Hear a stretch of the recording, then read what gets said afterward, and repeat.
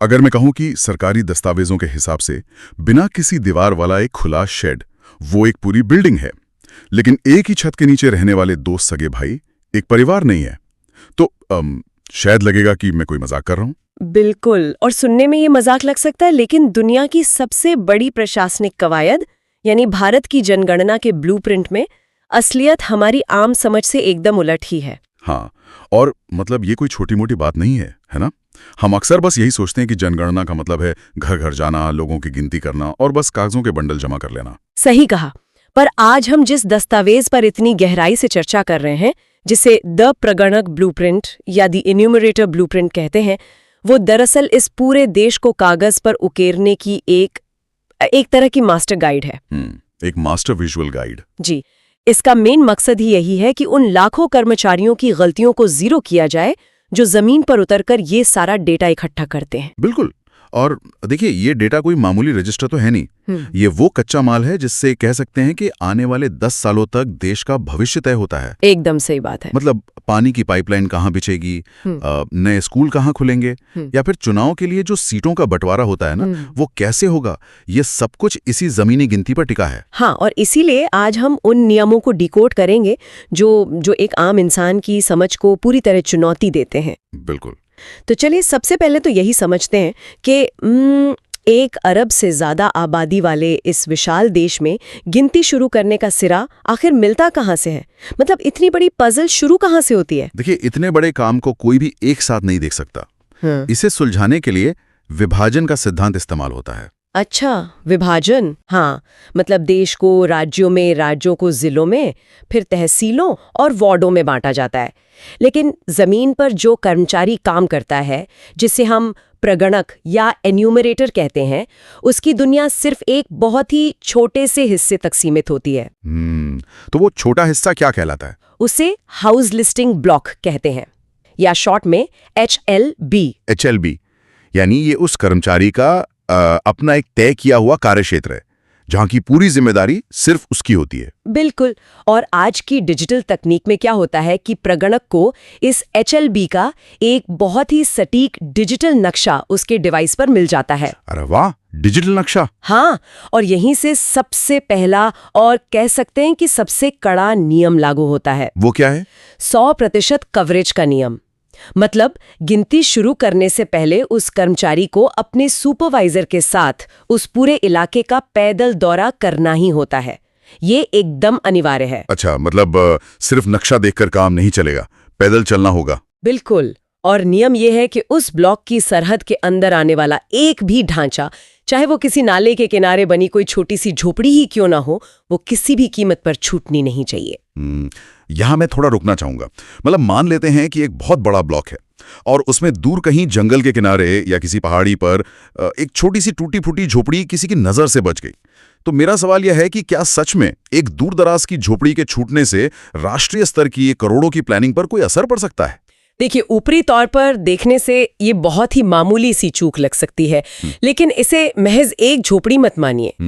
जो लोग ऐसी दूर दराज या कच्ची झोपड़ियों में रहते हैं, असल में सरकार के संसाधनों की सबसे ज्यादा जरूरत तो उन्हीं को होती है ना। हाँ, ये तो है। तो अगर वो ढांचा नक्शे पर दर्ज ही नहीं हुआ, तो सिस्टम की नजर में वो लोग हमेशा के लिए अदृश्य हो गए। बाप रे, यानी उनका वजूद ही पूरे डेटाबेस से मिट गया।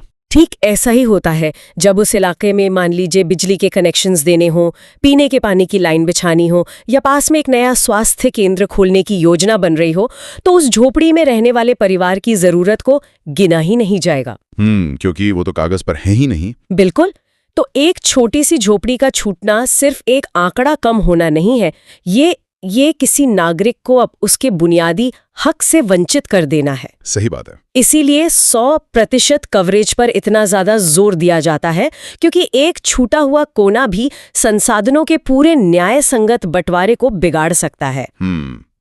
ये सच में चीजों को देखने का नजरिया बदल देता है।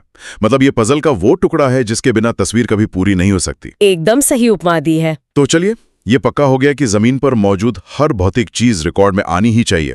लेकिन जब प्रगणक फील्ड में जाता है तो उसे ये भी तो तय करना होता है कि वो जो देख रहा है उसे वो नाम क्या दे। हाँ, और यहीं सबसे ज्यादा कंफ्यूजन शुरू होता है। बिल्कुल, मैंने ब्लूप्रिंट में पढ़ा है कि परिसर, जिसे प्रेमिसेस कहते हैं, और भवन यानी बिल्डिंग, इन दो शब्दों को लेकर बहुत उलझन है। अगर मैं अपनी बात करूं तो परिसर सुनते ही मेरे दिमाग में एक ऐसी जगह आती है जिसके चारों तरफ एक मजबूत बाउंड्री वॉल या चारदीवारी हो। आम बोलचाल में हम सब यही मानते हैं, लेकिन जनगणना की डिक्शनरी में चारदीवारी होना कोई शर्त है ही नहीं। अच्छा, तो फिर परिसर क्या है? देखिए, अगर किसी घर के बाहर कोई बाउंड्री नहीं है, लेकिन वहाँ एक खुला आंगन है जहाँ उस घर के लोग अपने कपड़े सुखाते हैं, या वहाँ एक साझा कुआं है जिसका वो इस्तेमाल करते हैं, तो वो पूरी खुली जमीन भी उसी घर का परिसर मानी जाएगी। बिना किसी दीवार के? हाँ, बिना दीवार के।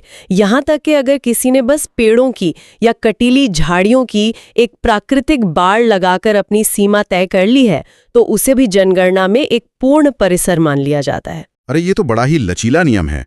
मतलब हमें सिर्फ ईंट और सीमेंट की दीवारें नहीं खोजनी है, बल्कि वो जमीन का जो रोजमर्रा का इस्तेमाल हो रहा है उसे देखना है। बात पते की कही आपने। जमीन का साझा उपयोग ही परिसर को परिभाषित करता है। अच्छा, तो अगर खुली जमीन परिसर हो सकती है, तो फिर भवन क्या है? हम तो बड़ी बड़ी बहुमंजिला इमारतों को ही बिल्डिंग कहते हैं ना। यहाँ जनगणना का एक बड़ा ही रोचक गोल्डन रूल आता है। किसी भी भौतिक ढांचे को भवन या बिल्डिंग कहने के लिए उसका सिर्फ एक ही पैमाना है, और वो क्या है? छत का होना। बस अगर जमीन पर कोई भी भौतिक ढांचा खड़ा है और उसके ऊपर एक छत है, तो वो सरकारी रिकॉर्ड में एक पूर्ण भवन है। रुकिए, अगर मैं इस गोल्डन रूल की थोड़ी बाल की खाल निकालूं, तो मान लीजिए किसी चौराहे पर बस स्टैंड का एक शेड है जो सिर्फ लोहे के 4 खंभों पर टिका है, उसकी कोई दीवारें ही नहीं है, क्या वो भी बिल्डिंग है? तकनीकी तौर पर बिल्कुल हाँ। अच्छा, और अगर किसी के बगीचे में या खेत में टिन की छत वाला एक खुला शेड है जहां वो अपना ट्रैक्टर खड़ा करता है, तो क्या वो भी एक पूरी बिल्डिंग कहलाएगा? ये सुनने में बहुत अटपटा लग सकता है, लेकिन नियम यही है। दीवारें होना बिल्कुल भी शर्त नहीं है। अगर वो ढांचा खंभों पर खड़ा है और उसके ऊपर एक छत है, तो जनगणना में उसे एक स्वतंत्र भवन माना जाएगा। और ऐसा क्यों? ये तो आम समझ के बिल्कुल उलट है। ऐसा इसलिए किया गया है क्योंकि जनगणना का काम सिर्फ इंसानों के रहने की जगहों को गिनना नहीं है, बल्कि देश के हर तरह के इंफ्रास्ट्रक्चर को मैप करना भी है। समझ रहा हूँ। अगर छत की शर्त ना होना, तो लोग किसी खुले टेंट, तिरपाल या यहाँ तक कि फुटपाथ को भी भवन गिनने लगेंगे। छत दरअसल उस ढांचे के स्थायीपन की एक निशानी है। अच्छा, तो ये एक तरह का फिल्टर हो गया जो स्थायी और अस्थायी चीजों को अलग करता है, तार्किक है। ठीक है, हमने परिसर देख लिया, भवन की पहचान कर ली, यानी हमें एक छत मिल गई जी। लेकिन एक बड़ी इमारत के अंदर तो बहुत सारी गतिविधियां एक साथ हो सकती है ना। मतलब कोई उसी में अपनी दुकान चला रहा है, कोई उसी में रह रहा है। इस भूल भुलैया को कैसे सुलझाते हैं प्रगणक? यहीं से काम थोड़ा और बारीक हो जाता है। देखिए, भवन तो महज एक बाहरी ढांचा है, लेकिन उस ढांचे के अंदर जो इस्तेमाल हो रहा है उसे मापने के लिए एक नई इकाई बनाई गई है, जिसे जनगणना मकान या सेंसस हाउस कहते हैं। जनगणना मकान, ओके। हाँ, एक भवन और एक जनगणना मकान के बीच का फर्क समझना ही फील्ड की 90% गलतियों को जड़ से खत्म कर देता है। तो अगर छत होना भवन की पहचान है, तो इस जनगणना मकान की पहचान क्या है?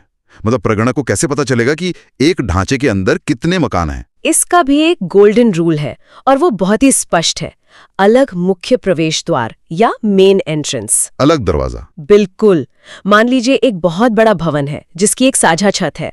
उस ढांचे के अंदर 4 अलग अलग हिस्से हैं और उन चारों हिस्सों का अपना एक स्वतंत्र दरवाजा है। शर्त बस ये है कि वो दरवाजा किसी सड़क पर, किसी सार्वजनिक आंगन में या किसी कॉमन सीढ़ी पर खुलता हो, जहां से कोई भी इंसान बेरोक-टोक आ जा सके। अगर ऐसा है तो उस एक भवन के अंदर 4 अलग जनगणना मकान गिने जाएंगे।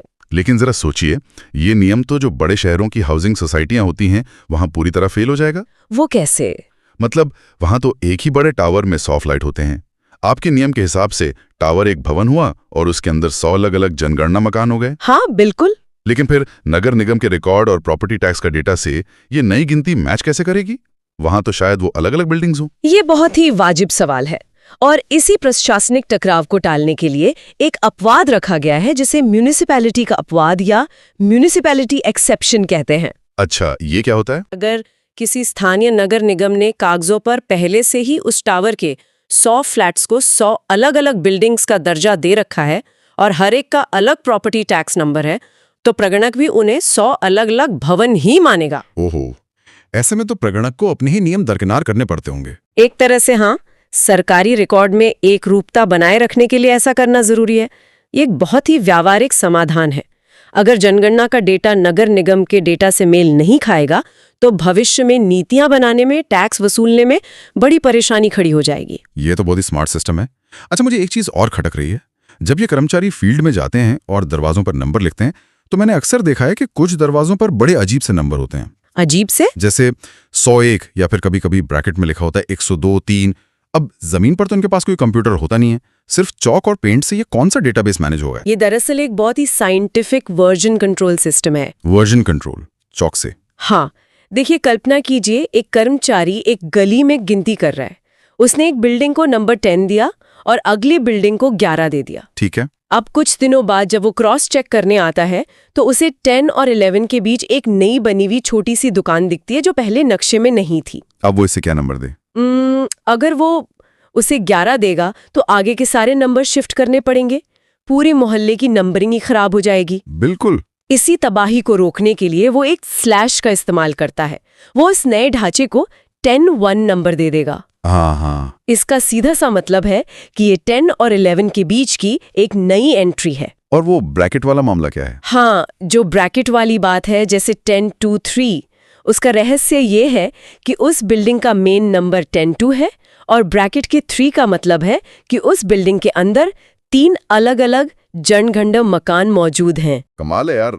बस एक स्लैश और एक ब्रैकेट ने बिना किसी महंगे सॉफ्टवेयर के पूरे राष्ट्रीय डेटाबेस को करप्ट होने से बचा लिया। बिल्कुल। चलिए, तो दीवारें, छत, दरवाजे, ये सब तो हो गई ईंट पत्थर की बातें, लेकिन घर तो इंसानों से बनता है ना? सही बात है। और परिवार यानी हाउस होल्ड को लेकर जो जनगणना की परिभाषा है उसने मुझे सबसे ज्यादा हैरान किया है। वो हैरानी लाजमी भी है, क्योंकि हमारी सामाजिक समझ में परिवार का मतलब होता है खून का रिश्ता, शादी या कोई कानूनी बंधन। हाँ, हम तो यही मानते हैं। लेकिन जनगणना का जो विज्ञान है ना, वो रिश्तों की भावुकता पर नहीं चलता। तो फिर ये किस चीज पर चलता है?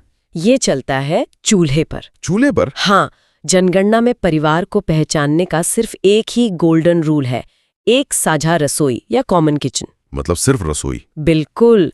लोगों का वो समूह जो एक साथ रहता है और एक ही रसोई से पका हुआ खाना खाता है, वो एक परिवार है। मतलब खून का रिश्ता होना बिल्कुल भी जरूरी नहीं है? बिल्कुल नहीं। इसे ऐसे देखिए, मान लीजिए एक शहर में 4 कॉलेज के छात्र या दोस्त एक फ्लैट किराए पर लेकर साथ रह रहे हैं। उनका आपस में कोई खून का रिश्ता तो है नहीं। रूममेट्स हैं। हाँ, लेकिन उन्होंने एक ही गैस सिलेंडर रखा है, वो राशन भी साथ लाते हैं और उसी एक रसोई में उन सबका खाना पकता है। तो हमारी आम समझ भले ही उन्हें रूममेट्स कहे, लेकिन जनगणना के डेटा में वो 4 लोग मिलकर एक परिवार या एक हाउस होल्ड है। अरे वाह, ये तो एक तरह से रिश्तों को थर्मल इमेजिंग कैमरे से देखने जैसा हो गया। Thermal imaging? वो कैसे? मतलब प्रगणक को ये नहीं देखना कि शादी का सर्टिफिकेट क्या कहता है या कौन किसका सगा है। उसे बस ये देखना है कि चूल्हे की आग कहाँ जल रही है, गर्माहट कहाँ है। रसोई गैस ही वो केंद्र है जो लोगों को एक यूनिट बनाता है। थर्मल इमेजिंग का ये रूपक एकदम सटीक है। और देखिए, इसका उल्टा उदाहरण भी उतना ही दिलचस्प है। वो क्या है? मान लीजिए एक बड़े पुश्तैनी थार में 2 सगे भाई रहते हैं, खून का रिश्ता है, लेकिन किसी अनबन की वजह से या बस अपनी सुविधा के लिए उन दोनों ने अपनी रसोई अलग अलग कर ली है। अच्छा, घर एक ही है? हाँ, घर एक है, छत एक है, लेकिन खाना 2 अलग अलग चूल्हों पर पकता है। तो जनगणना के नियमों के हिसाब से वो दोनों सगे भाई 2 अलग अलग परिवार गिने जाएंगे। बाप रे, मैं इसके पीछे का जो अर्थशास्त्र है ना वो समझने की कोशिश कर रहा हूँ। क्या ऐसा इसलिए है क्योंकि एक रसोई का मतलब है एक आर्थिक इकाई या इकोनॉमिक यूनिट? बात पूरी तरह से अर्थव्यवस्था की ही है। जब लोग एक रसोई साझा करते हैं तो वो असल में अपने आर्थिक संसाधन जैसे राशन, गैस, बिजली और जो बुनियादी खर्चे हैं वो साझा कर रहे होते हैं। और सरकार को नीतियां बनाते समय इसी इकोनॉमिक यूनिट को समझना होता है।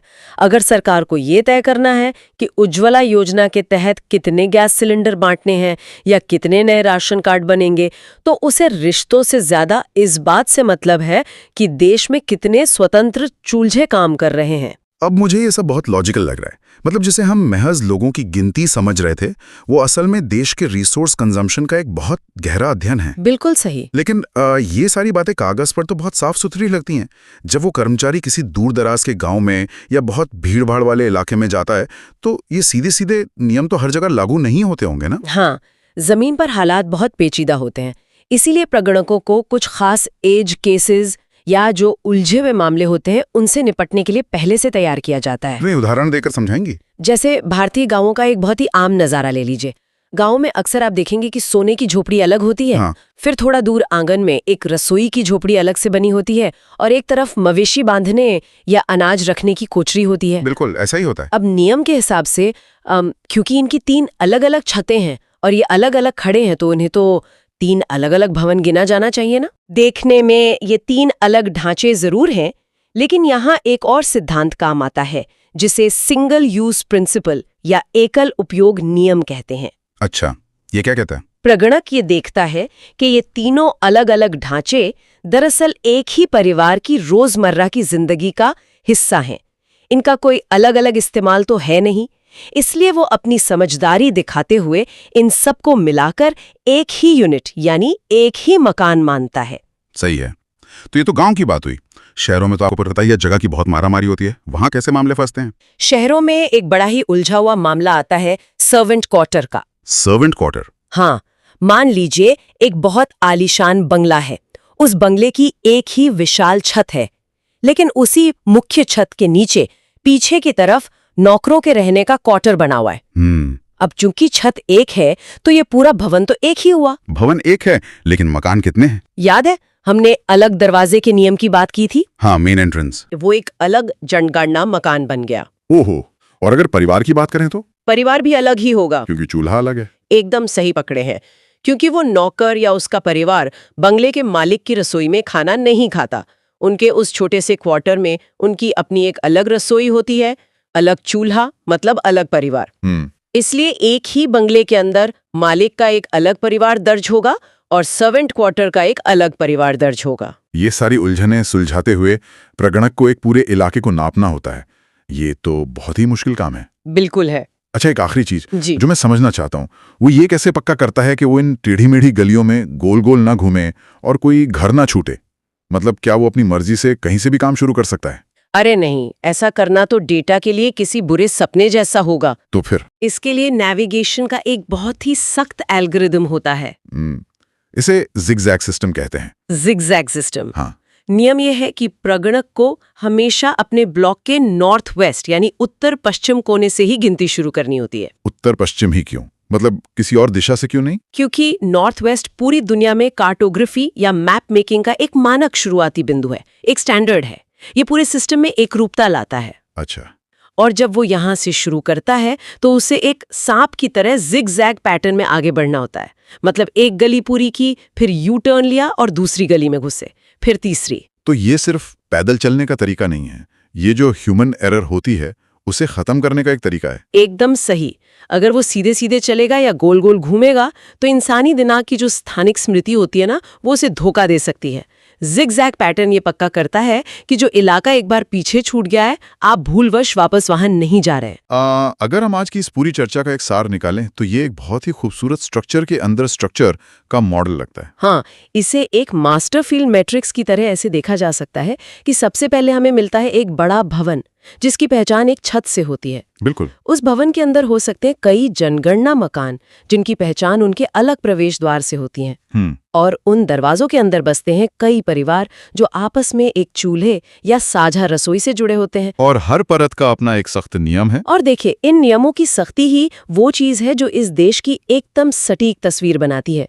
इस पूरी कवायद को महज एक प्रशासनिक खाना पूर्ति समझना हमारी सबसे बड़ी भूल होगी। सही बात है। जैसा कि हमने शुरुआत में जिक्र किया था, ये संसाधन आवंटन का ब्लूप्रिंट है। अगर एक कर्मचारी किसी खुली जमीन को परिसर मानने में गलती कर दे या अलग अलग चूल्हों को नजरअंदाज कर दे तो अगले 10 सालों के लिए उस इलाके का पूरा आर्थिक डेटा विकृत हो जाएगा। और फिर कोई स्कूल, कोई अस्पताल या कोई सड़क सिर्फ इसलिए नहीं बन पाएगी क्योंकि वो कागज पर कभी दर्जी नहीं हुई। बिल्कुल। इसीलिए द प्रगणक ब्लूप्रिंट सिर्फ नियम नहीं सिखाता, ये हर एक व्यक्ति को सिस्टम की नजरों में दिखने लायक बनाता है। ये चर्चा सच में चीजों को देखने का नजरिया बदलने वाली थी। मुझे नहीं लगता कि अब हम कभी किसी इमारत को पहले की तरह देख पाएंगे। सही मायने में इस पूरी प्रक्रिया को समझने का यही असली उद्देश्य भी है। तो चलिए, इसी के साथ हम आज के इस विषय को यहीं विराम देते हैं, लेकिन जाने से पहले हमेशा की तरह सोचने के लिए एक विचार छोड़कर जाते हैं। बिल्कुल। अगली बार जब किसी मोहल्ले या सड़क से गुजरना हो ना, तो उन इमारतों को महज ईंट, पत्थर और सीमेंट की तरह मत देखिएगा। उन्हें एक प्रगणक की नज़र से देखने की कोशिश कीजिए। हम्म। सोचिए कि जिसे हम बाहर से एक बड़ी बिल्डिंग कह रहे हैं, उसके अंदर कितने अदृश्य जनगणना मकान छिपे हो सकते हैं, और उन दरवाजों के पीछे कितने चूल्हे हैं जो एक साथ जलकर इस देश की असली अर्थव्यवस्था को चला रहे हैं। क्या वो तस्वीर उस तस्वीर से मेल खाती है जो हमें दूर से दिखाई देती है? गहराई से सोचिएगा।